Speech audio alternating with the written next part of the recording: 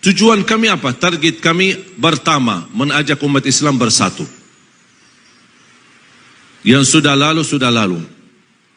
Tidak perlu dipermasalahkan. Ayo kita membangun Indonesia bersama.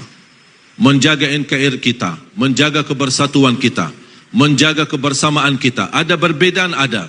Apa yang saya sampaikan tidak semua bisa terima. Boleh, itu hakmu.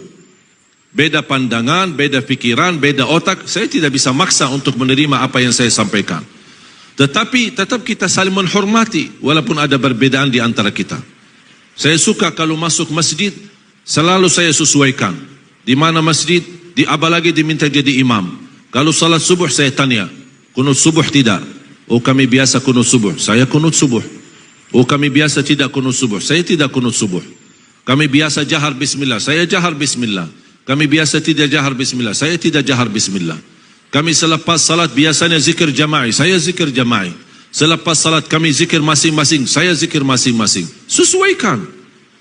Ini semua perbedaan, tidak mungkin bisa disatukan. Jangan harap satu saat NU sama Muhammadiyah jadi satu. Satu pandangan, satu pemahaman. Tidak bisa.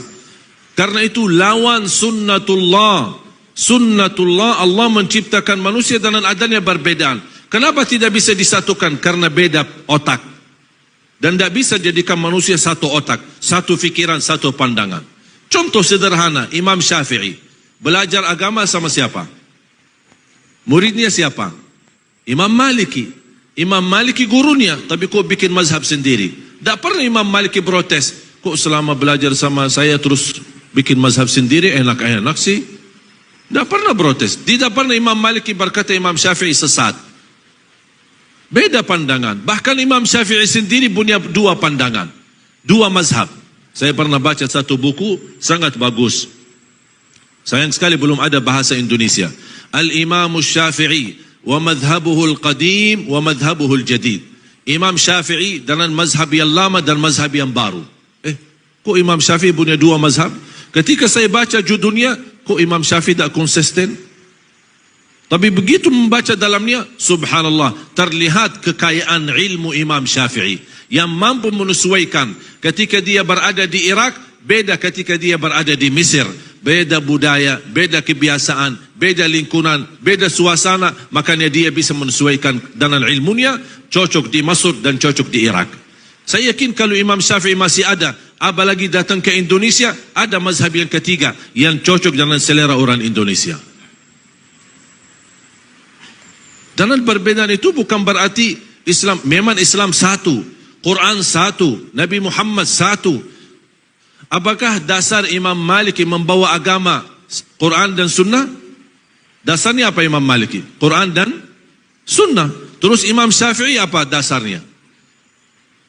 Quran baru beda, Sunnah baru beda atau sama? Tapi kalau memang sama-sama membawa Quran, sama-sama bawa hadis, kenapa ada perbedaan? Bukan beda sumber agama, tetapi berbeda memahami isi Al-Quran. Yang terjadi beda pemahaman, bukan beda sumber agama. Mereka tahu semua kembali kepada sunnah, semua kembali kepada hadis, semua kembali kepada Al-Quran. Tapi memahami isi Al-Quran dan memahami makna hadis. Jangankan berbeda antara Imam Malik dan Imam Syafi'i, antara sahabat yang guru mereka adalah Nabi Muhammad sallallahu alaihi wasallam, yang mereka ahli bahasa Arab murni, yang memahami bahasa Arab, yang memahami isi Al-Quran, tidak perlu dijelaskan. Tetapi banyak hal terjadi berbeda pemahaman di antara sahabat, sedangkan Rasulullah SAW membawa satu perintah. Kisah yang masyhur, hadis yang masyhur, hadis kisah Yahud Bani Quraidah. Ketika Rasulullah SAW memerintahkan mereka, kalian salat asar di Bani Quraidah. Mereka salat zuhur sama Rasul, kemudian berjalan menuju menjalani tugas ke kampung Bani Quraidah. Apa perintah Rasul? Jangan kalian salat asar kecuali di Bani Quraidah. Kalian salat asar di kampung Bani Quraidah. Rombongan sahabat jalan, di tengah perjalanan masuk waktu asar. Tolong perhatikan kisah ini. Di waktu perjalanan masuk waktu asar, muncullah dua pemahaman. Satu berkata, kami mau salat asar di jalan karena sudah tiba waktunya.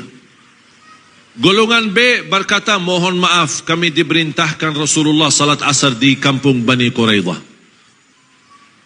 Beda pemahaman. Mereka berdebat untuk saling menjelaskan. Golongan A yang berkata kami salat di jalan karena kami belajar salat itu lebih afdal di awal waktu.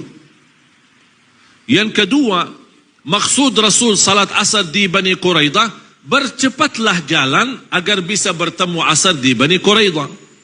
Ini bagi tafsir, bagi ijtihad. Sahabat golongan B, mohon maaf, kami tidak mau bagi ijtihad, tidak mau bagi ta'wil, tidak mau bagi tafsir.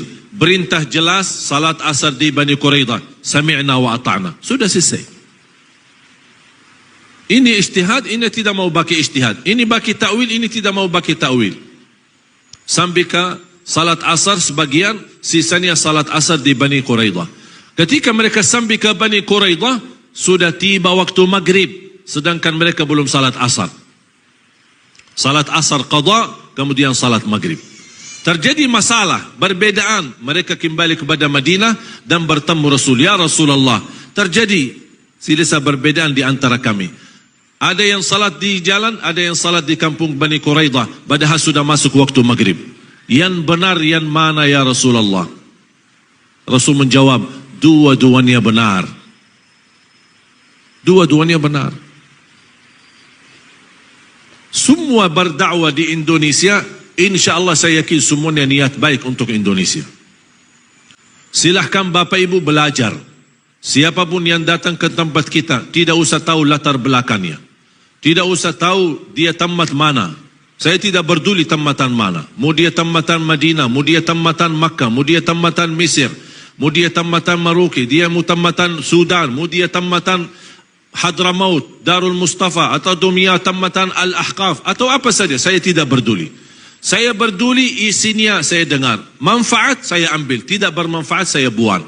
Dan tetap guru itu kita hormati. Dan justru semakin belajar dalam perbedaan, man kathura ilmuhu qalla inkaruhu. Semakin banyak ilmu kita akan berkurang mengingkari perbedaan. Yang membuat kita tidak menerima perbedaan karena kita tidak belajar. Kita hanya belajar satu pihak, membenarkan diri, merasa diri benar, yang lain sesat. Nah, ini bahaya. Anda berhak membela pendapatmu, tapi Anda tidak berhak menyiasatkan pendapat orang lain. Hakmu bela pendapatmu, tapi tidak berhak menyiasatkan orang lain. Apalagi masing-masing punya dalil, punya dasar, tetapi beda menartikan atau memahami isinya. Oleh karena itu jamaah sekalian, sangat penting dalam perjuangan kita harus memsatukan visi dan misi kita. Menyatukan umat dan tujuan kita mewujudkan sejuta penghafal Al-Quran.